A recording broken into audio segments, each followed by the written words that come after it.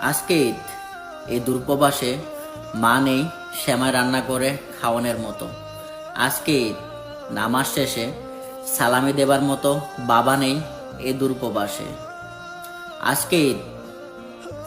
বন্ধু বান্ধব আত্মীয় স্বজন নেই গরু জবাই করে মায়ের হাতে বানানো কলিজা বোনা রুটি খাওয়ার মতো।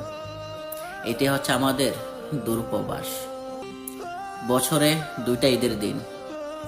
সবার জন্য খুশির দিন হলো, আমাদের মতো প্রবাসীদের জন্য এই দুইটাই অনেক কষ্টের।